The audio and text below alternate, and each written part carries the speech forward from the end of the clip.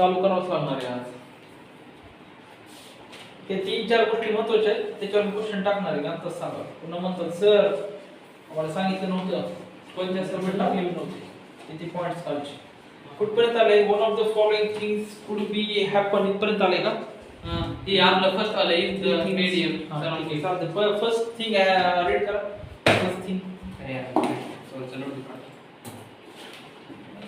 First thing read करा. if the medium surrounding this na if the medium surrounding the cell has higher water concentration than the cell, meaning that the outside solution is very dilute, the cell will gain water by osmosis. Such solution is known as hypotonic solution.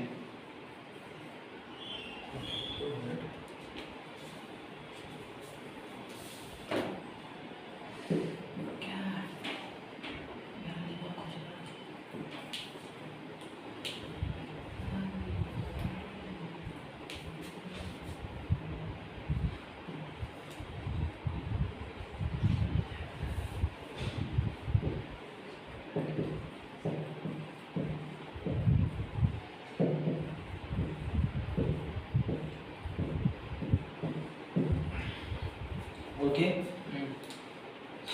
त्याच्यानंतर पहिला point काय म्हणतो आपल्याला, if the medium surrounding the cell has higher water concentration. आता आपल्याकडे sale आहे, बरोबर आहे, सेल आहे. ओके. सेलच्या बाजूला हायर वॉटर कॉन्सन्ट्रेशन म्हणजे सगळे शांत व्हायचं, पूर्ण शांत, आत्मा पूर्ण जे आहे आपल्या जे डोक्यात खळबळ चालू असते ती पूर्ण शांत करायची नाही. आलं लक्षात? तरच ते ऐकलं डोक्यात जाते, नाही तर वरून जाते. आलं लक्षात? काय म्हटलेलं आहे? Okay. If the medium surrounding the cell has higher water concentration, cell मध्ये नाही, सेलच्या सराउंडिंगला जे आहे हायर वॉटर कॉन्सन्ट्रेशन आहे, than the cell, meaning that the outside solution is very dilute. आता हे आउटसाइड सोल्युशन जे आहे हे डायल्यूट सोल्युशन म्हणतात.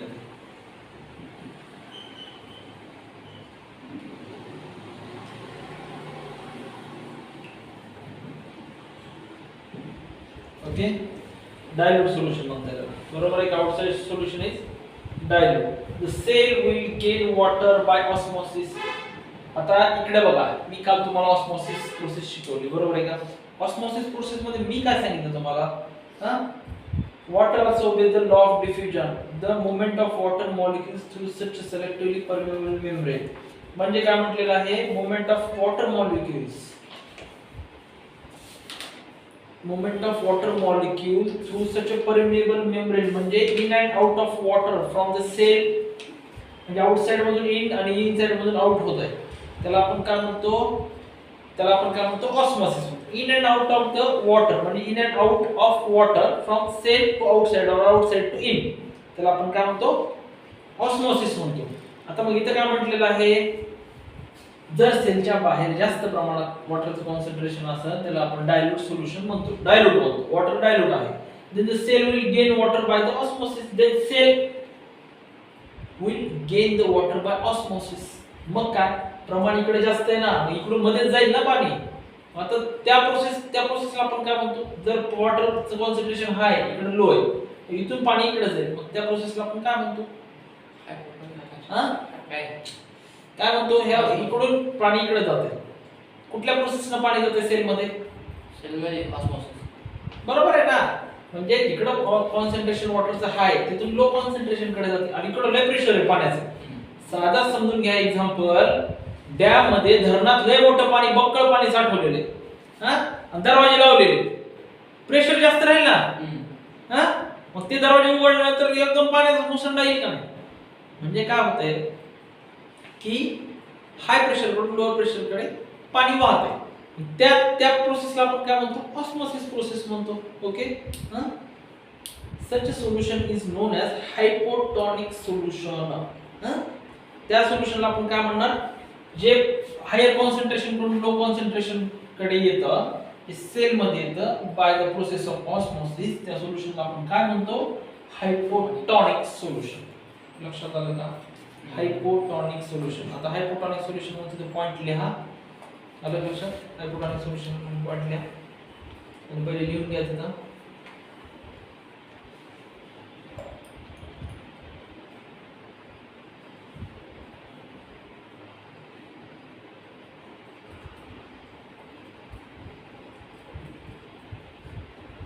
The cell will gain the water. The cell will gain the water. The cell will gain the water. Osmosis. Hey, hypotonic solution. The cell will gain the water. The cell will gain the water. Sir, खालच्या कोणाला notification आली?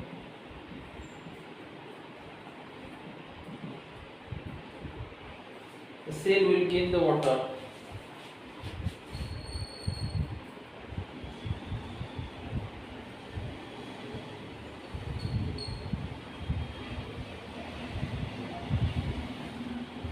By the osmosis process.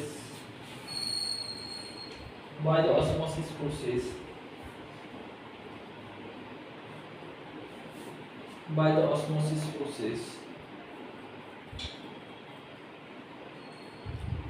Such a solution is known as hypotonic solution. Such a solution is known as hypotonic solution. Such a solution is known as hypotonic solution.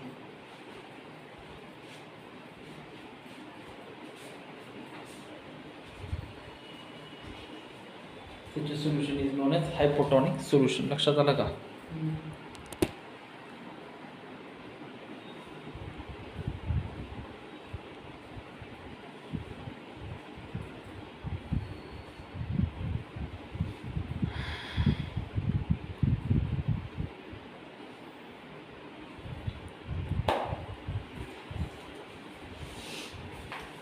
Such a solution is known as hypotonic solution. Okay. Water molecules are free to pass across the cell membrane in both the direction, but more water will come into the cell than the leave. The net overall result is that water enter the cell is likely to swell up. काय म्हटलेले बघ. swell up चं meaning काय बोलले लिहून घे. Swell up, सुजून जाणे. हां? सुजून जाते. सुजून जाणे का? हां. लिहून घ्या. swell up म्हणजे सुजणे.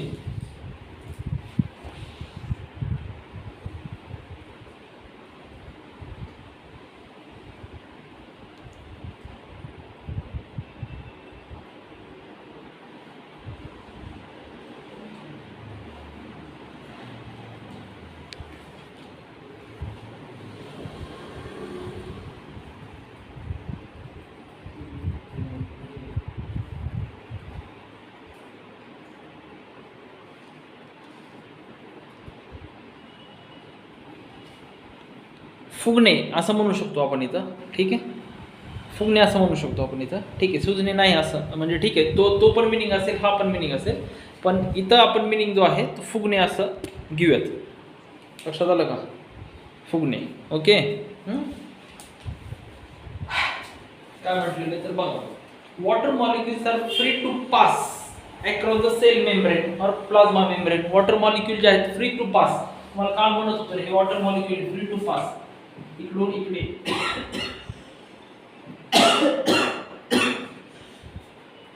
In and out entry exit चालू असतं त्याचं by the osmosis process. In and out entry exit चालू असतं across the cell membrane in the both the direction, but more water will come into the cell than leave.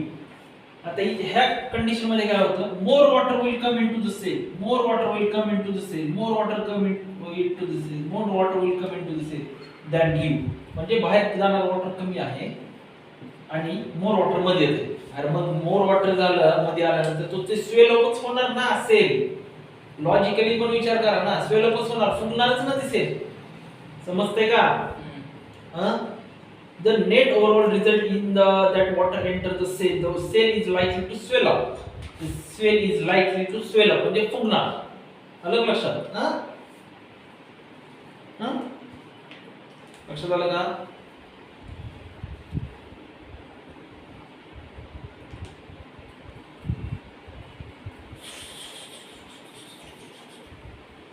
लक्षात आलं का तुमचे बाकी 4-5 जण हे?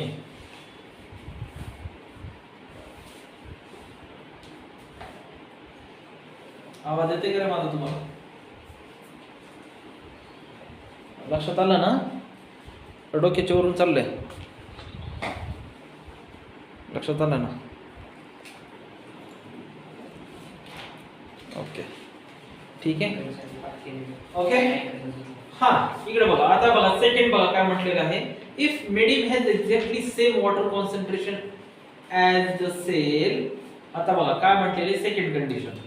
If the medium has exactly same water concentration as the cell, there will be a no net movement of water across the cell membrane. आता second condition मध्ये काय आहे? इथं जेवढं वॉटर कॉन्सन्ट्रेशन आहे आउटसाइडला तेवढं तिकडे पण वॉटर म्हणजे इन मध्ये पण आहे. आउटसाइडला जेवढं वॉटर कॉन्सन्ट्रेशन आहे तेवढंच इन मध्ये पण आहे. ओके, मग असं जर असेल तर मुवमेंट होणार का? मुवमेंट वॉटरची होणार नाही ना. There is no net movement of water across the cell membrane. Such a solution is known as isotonic solution. आता ह्या कंडिशन मध्ये जे सोल्युशन असतं त्याला आपण काय म्हणतो? आयसोटॉनिक सोल्युशन. ज्याच्यामध्ये आयसोटॉनिक सोल्युशन लिहून घ्या. ज्या कंडिशन मध्ये पेन्सिल नको लिहू. पेन नाही का तुझ्याकडे? नाही, पेन्सिल कम्फर्टेबल नाही. इरेज करतोस का पुन्हा? नाही. मग हे ते असंच ठेवतोय. पेन्सिल रेडी करायला अवघड जाते. Okay, isotonic solution. इकडे बघा दोन्हीकडे वॉटर कॉन्सन्ट्रेशन जे आहे ते सेम आहे. मी तुम्हाला काल सांगितलं होतं एक 20 डिग्री टेम्परेचरचा कप घ्यायचा आणि एक जे आहे 10 डिग्री सेल्सिअसचा आउटर सराउंडिंगचं टेम्परेचर असते. ह्या कंडिशन मध्ये जे आहे 20 डिग्रीचा जर कप तुम्ही त्याच्यामध्ये ठेवला तर 20 डिग्रीचा कपचं टेम्परेचर 10 डिग्री पर्यंत येईपर्यंत इक्वल टेम्परेचर येईपर्यंत थंड होते. बरोबर आहे का? पण आज कंडिशन अशी सांगतो मी की चहा पण 10 डिग्रीलाच आहे आणि सराउंडिंगचं टेम्परेचर पण 10 डिग्रीच आहे. मग सोल्युशन कसं असेल त्या टाइममध्ये? आयसोटॉनिक सोल्युशन असतं. अरे टेम्परेचर कमी होणार नाही, जास्त पण होणार नाही, आहे त्याच कंडिशनला राहील ना. तुम्हाला आज चहा गरम दिलाच नाही, चहा ज्या रूम टेम्परेचरला त्याच रूम टेम्परेचरला तुम्हाला आणून दिला तर काय होईल? आयसोटॉनिक सोल्युशनची कंडिशन ती तर आहे. कॉन्सन्ट्रेशन बाहेर पण सेम आहे, मध्ये पण सेम आहे. मग वॉटर इन आउट होणारच नाही ना. लक्षात येतंय का? वॉटर इन आउट होणारच नाही. वॉटर इन आउट कधी होत होतं? ज्यावेळेस लेवल ऑफ वॉटर कमी जास्त होती, कॉन्सन्ट्रेशन ऑफ वॉटर कमी जास्त होते.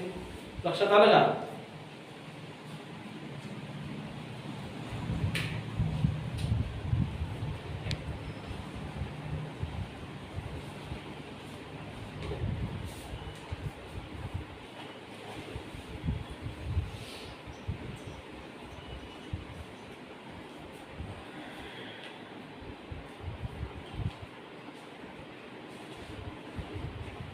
आइसोटॉनिक सोल्यूशन लिहून घ्या. Isotonic solution.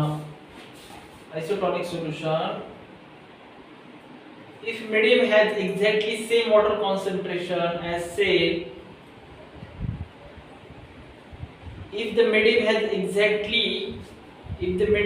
exactly same water concentration as cell, there will be no movement of water. There will be no movement of water. There will